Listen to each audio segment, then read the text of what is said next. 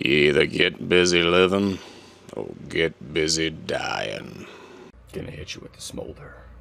Give you an update on all the things that I've been planning. I know I did a first look thing inside the RV, but hope would be, as I'll go through, I'll show you a couple things I'm thinking about, show you a couple things I'm working on, show you some of the next steps that I have on my life journey. This is the symbol for life journey. Stay tuned. I don't know why I always say that. Why do I say stay tuned? It doesn't even make sense. I know you're staying tuned. You're on my video. You're watching it right now. I don't know why I say that. I need to stop doing that. So one thing on my docket, is I'm gonna probably have to do some work to the shower, is not ideal, because I think it's a water-saving valve, and they put a water-saving shower head on here, and it basically just does like half-ass piddly stuff. It's just not really. I mean, I can shower like a real boy, and it does get me clean, but it's very piddly, and it's like just kind of just a little bit of piddles, and not even in like a good like R. Kelly kind of way with the piddles on me. So that will be a video that is probably going to be upcoming of me changing that out, which I'm sure is going to be very, very exciting. Lots of swearing and things. Yes. These are batteries. So the way I have this set up is there's actually what they're going to call chassis batteries, which are going to be for charging like the normal engine stuff, and then you have another set of batteries that would be like all for the inverter stuff. Well, in this one they actually have them somewhat set. They got to keep them separated. So main shut off right here. I believe in this one, this is actually for the inverter style. That is for the engine itself. So it's not exactly the most beautiful of compartments I've ever seen. I mean, I've definitely seen more lovely compartments and holes. But yeah, so that's what we're doing here. I do feel like these are probably a little aged. And I will most likely replace these with a newer, better battery. Not that I'm doing promo insertion, but I've heard these Battle-Born batteries are pretty good. They are very proud of them. Very, very proud of them. But that may be the direction I go. Do some Battle-Born stuff, put them in here. And then I would have a better inverter charger system overall. So anyway, just want to highlight this cat in all of its majesty.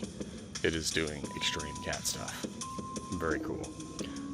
One thing, I don't know if I talked about or not, is the way that this system is currently set up. I have a propane. This is my hot water heater, right? So you've got a hot water heater here. This is actually the discharge for the furnace. Both of these run on propane. Currently, this is kind of old school. It is a 12-gallon propane, like I said, fired because I just used my words to say that. It is a 12-gallon hot water tank. So what my plan is to go ahead and do a switcheroo on that. And I'll probably have a video on that down the road of me switching that out to go with a tankless system. They are more efficient, especially if you're gonna do any like long boondocking or anything like that. Kind of like the one in your house, right? So it's gonna sit there and just be heating all the time. It's gonna heat and just heat that water whether you're using it or not. Whereas a tankless system is only gonna heat the water when you're gonna use the water. So more efficient. Anyway. I'm dying. Oh, I don't like it. Dislike. Anyway, I'm outside. It looks like a hellscape, but that's the underneath, right? So, call that the basement, right? So there's all these different compartments. Obviously, that's for my propanes. This is a big area here that has a slide. You can push either direction, and then this is just a big open cubby. So, kind of nice to have all that extra storage. And that's where my power cable comes out. So, you know, maximum excitement. Oh, yeah, and I also got a new fireplace because my previous one burnt out. Because, you know, awesome. Love and life. Peace. All right, kids. Last but not least, I wanted to highlight two more things that I'm interested in potentially fixing or working on in the RV. So, one is this beast behind me here, off to my left, your right. This is a LP fridge.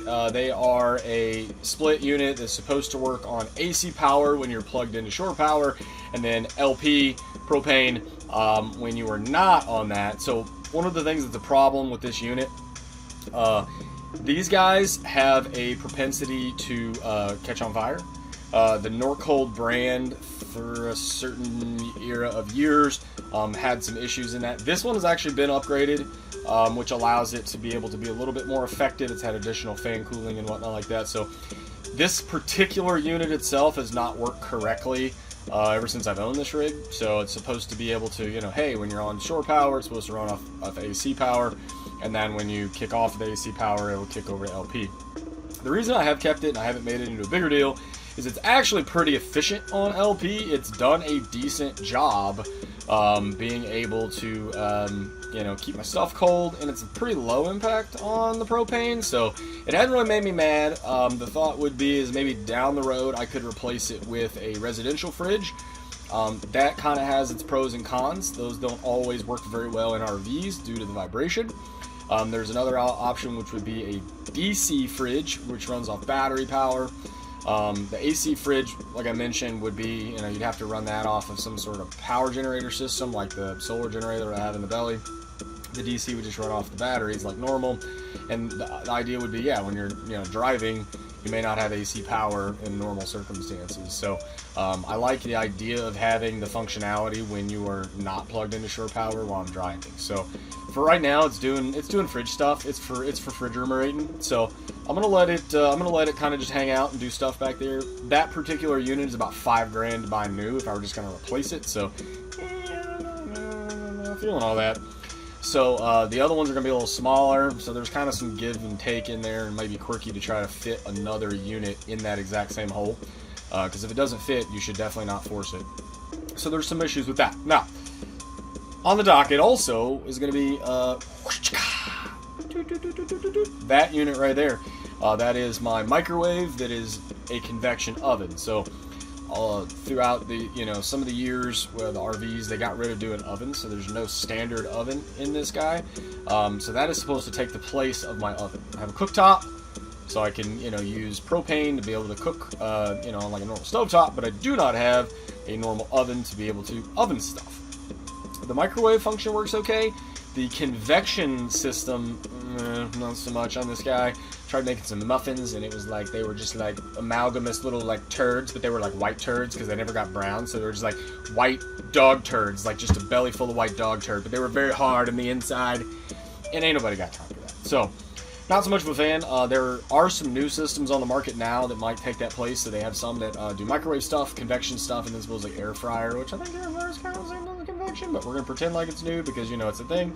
But I know there are newer, fancier ones that I might be able to replace that with. So that's on my STD list, stuff to do.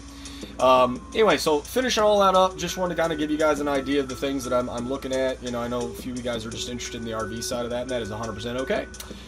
The other part that I was going to mention is I am actually about to take a trip that is non-RV related. So I'm going to do a video about that, talking to you guys about, hey, this is my trip I'm going to be making, so I'm actually going to be doing an international trip. I'm going to spend about a month or so abroad, and then come back and then kind of pick up where I left off with all the RV stuff. So this may be the last RV related video for a minute. So if that's all I've sucked you in for, I apologize. You'll have to wait a few minutes. But, you know, if seeing me do crazy shenanigans is still in your purview, then, yeah, there'll be plenty of that upcoming. So anyway, I'm also working on some logos. If you've seen, I've kind of played with a few different designs and logos and whatnot like that. So those are on the docket. I'm making some shirts for But Did You Die? So if you're interested in any of the shirts or swag, hit me up with what you think would be a cool idea. Maybe we can facilitate some sort of trade negotiations. I thought about doing a giveaway to be able to give, you know, a few of my folks that are interested shirts and stuff like that. So anyway, in the meantime, I appreciate all the support so far. It's been awesome. If you've made it this far in the video, then hopefully you know, have at least liked and subscribed to my stuff, and I really don't like asking for that, so I'm going to pretend like we're just going to pretend like I didn't ask for that. So anyway, until next time, guys. See ya.